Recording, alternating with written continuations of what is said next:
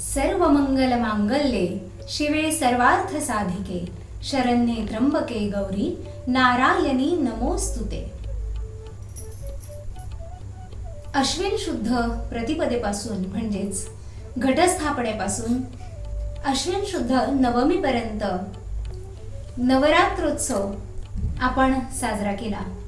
आज नवरात्राची सांगता दसऱ्याने आपण साजरी करत आहोत। जुनी लोक म्हणतात, दसरा सण मोठा नाही आनंदाला तोटा। विजयादशमी दसरा या मोठ्या सणाच्या आपल्या सर्वांना खूप खूप शुभेच्छा। अगदी आनंदात आपण सर्वजण हा सण साजरा करत आहोत। नवरात्रोत्सव 2024 मध्ये आपण जागर भारतातील स्वातंत्र्यपूर्व काळातील कर्तृत्ववान स्त्रियांचा जागर भारतातील स्वातंत्र्यपूर्व काळातील कर्तृत्ववान स्त्रियांचा या उपक्रमात राष्ट्रमाता जिजाऊ, राणी दुर्गावती, महाराणी ताराबाई, उदाराणी पासी, वेलू नचियार, यानंतर लक्ष्मीबाई पाटील, अशा सावित्रीबाई फुले, अशा भारतातील स्वातंत्र्यपूर्व काळातील 9 कर्तृत्ववान स्त्रियांना आपण नवरात्रीच्या 9 माळी अर्पण केलेले आहेत। खरं तर अनेकांना प्रश्न पडला असेल, स्वातंत्र्यपूर्व काळात भारतात केवळ या 9च महिला कर्तृत्ववान होत्या का? याचं उत्तर असं आहे, नाही। यापेक्षा कितीतरी स्त्रिया कर्तृत्ववान स्त्रिया आहेत, परंतु त्या सगळ्यांचाच उल्लेख करणं किंवा त्या सगळ्यांनाच मानवंदना देणं इथं मला शक्य झालं नाही। अनेकांना वाटलं असेल, राणी लक्ष्मीबाई, झाशीची राणी लक्ष्मीबाई यांचं नाव मी का बरं विसरले असेल? तर मी सांगू इच्छिते की त्यांचं नाव मी विसरले नाही, तर या ना त्या कारणाने मी यापूर्वी माझ्या यूट्यूब चॅनलवरून झाशीची राणी हा एक स्वतंत्र विषय झालेला आहे आणि माझा प्रयत्न असा होता की ज्या कर्तृत्ववान स्त्रियांचा फारसा उल्लेख इतरत्र केला जात नाही त्यांना या नवरात्रोत्सवात आपण मानवंदना द्यावी, असा माझा प्रयत्न होता। राणी रुद्रम्मा, कित्तूरची राणी चिन्नम्मा, झाशीची राणी लक्ष्मीबाई, किरण राठोड, अशा कितीतरी कर्तृत्ववान स्त्रिया आहेत की ज्यांचा उल्लेख मला या 9 दिवसांमध्ये करता आला नाही। या सगळ्यांच्याच बद्दल मी अगदी कृतज्ञ आहे। या 9 दिवसांच्या नवरात्रोत्सवाच्या या जागर जो आपण केला, त्यातही मी असं अजिबात म्हणणार नाही की मी संपूर्ण त्यांचं चरित्र सांगू शकले किंवा त्यांचं संपूर्ण कार्य सांगू शकले, संपूर्ण कर्तृत्व त्यांचं सांगू शकले, तर असं अजिबात नाही। त्यांच्या कर्तृत्वाचा अगदी काही अंश या ठिकाणी मला व्यक्त करता आला। केवळ त्यांचा उल्लेख मी केला, त्यांच्या कर्तृत्वाचा काही अंशाचा मी उल्लेख या ठिकाणी केला, असं मला प्रामाणिकपणे वाटतं। दसरा, खरं तर नवरात्रोत्सवाची आज सांगता। विजयादशमी याचा अर्थच असा आहे, सुष्टांनी दुष्टांवर मिळवलेला विजय, चांगल्याचा वाईटावर झालेला विजय, अन्यायावर मात करून न्यायाचा झालेला विजय, असत्यावर सत्याचा झालेला विजय, हा सगळाच विजय म्हणजे विजयोत्सव।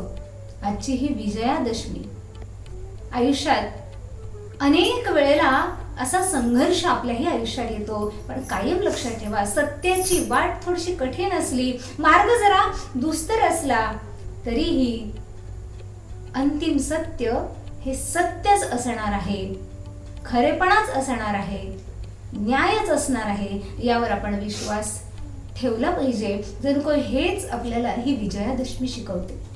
केवळ समाजातला बाहेरचाच संघर्ष नाही, तर आपल्या अंतर्यामीही एक संघर्ष सदैव सुरू असतो। आपल्यातल्या वाईटाचा अंत करणं आपल्यातल्या दोषांचं मर्दन करणं ही खरी विजयादशमी मला वाटते. आणि सातत्याने आपण हा प्रयत्न केला पाहिजे की आपल्यातल्या अवगुणांवर मात आपल्याला करता आली पाहिजे. यासाठी नेहमीच माझा प्रयत्न असणार आहे. आपण आज विजयादशमी साजरी करतो. आपट्याच्या पानात सोनं पाहणारी आपली संस्कृती, हा वारसा आपण नक्की जपूया. याच बरोबर पर्यावरणाचं संवर्धन करण्याचा सुद्धा नक्कीच प्रयत्न करूया. आपट्याची पानं किंवा आपट्याचं झाड हे बहुविध अशा औषधी गुणांनी युक्त आहे, हेही आपण लक्षात घेतलं पाहिजे. खरं तर आज सीमोल्लंघन करतात. या सीमोल्लंघनाच्या संबंधी राष्ट्रीय कीर्तनकार आफळेबुवांचं एक वाक्य फार मला आवडलं आणि ते अगदी कुठंतरी मनाला भिडणारच वाक्य होतं. आफळेबुवा असं म्हणतात, आपण आपल्याच मर्यादांचं केलेलं उल्लंघन म्हणजे सीमोल्लंघन. मग आपल्याच मर्यादांचं उल्लंघन करणं म्हणजे काय? मी हे करू शकणार नाही, मला हे जमणार नाही, माझ्याच्याने हे होणारच नाही, ती काय हे करू शकते, तिला हे जमणार आहे, असं आपण इतरांवरही कधी कधी मर्यादा घालतो. आणि सगळ्यात महत्वाचं, आपल्यावरही आपण मर्यादा घालतो. या मर्यादा आपणच मोडू शकतो हे स्वतःला सांगणं आणि तसा प्रयत्न करणं म्हणजे खरंच सीमोल्लंघन आहे. आणि माझ्या बाबतीत तर हा प्रयत्न मी नक्कीच करणार आहे. मी हे करू शकणार नाही असं म्हणणं किमान आजपासून तरी मी टाळणार आहे. आपल्या कक्षा, आपल्या मर्यादा आपणच विस्तारित करणं, त्या मर्यादांचं उल्लंघन करणं हे सीमोल्लंघन आहे खऱ्या अर्थानं. आणि आपण ते करायला हवं असं मला मनापासून वाटतं. एक गोष्ट मला वाटतं हा दसरा किंवा ही विजयादशमी आपल्याला शिकवते. काय शिकवते? आयुष्यातली नकारात्मकता, त्या नकारात्मकतेचं मर्दन करावं, या नकारात्मकतेला हाणून पाडावं, आयुष्याबद्दलच्या तक्रारी सोडून द्याव्या.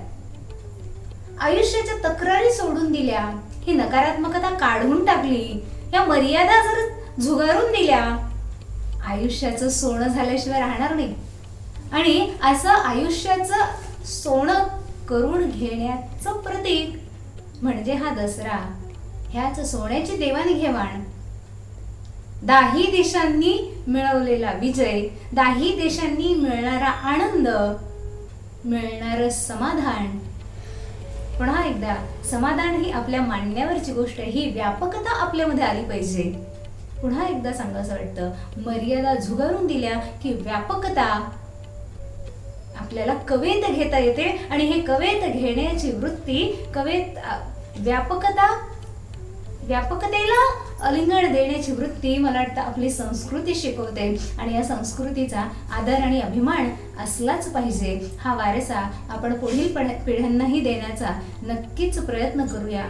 आणि सोनं देण्यापूर्वी मला असं वाटतं, आपलं आयुष्य आपण सोन्यासारखं घडवूया.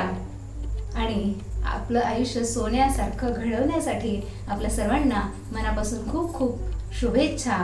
नवरात्रोत्सव 2024 जागर भारतातील स्वातंत्र्यपूर्व काळातील कर्तृत्ववान स्त्रियांचा हा उपक्रम माझ्या एकटीचा न राहता आपल्या सगळ्यांचा झाला.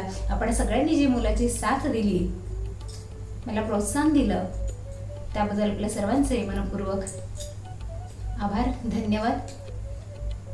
या देवी सर्वभूतेषु लक्ष्मी रूपेण संस्थिता. नमस्तस्यै नमस्तस्यै नमस्तस्यै नमो नमः.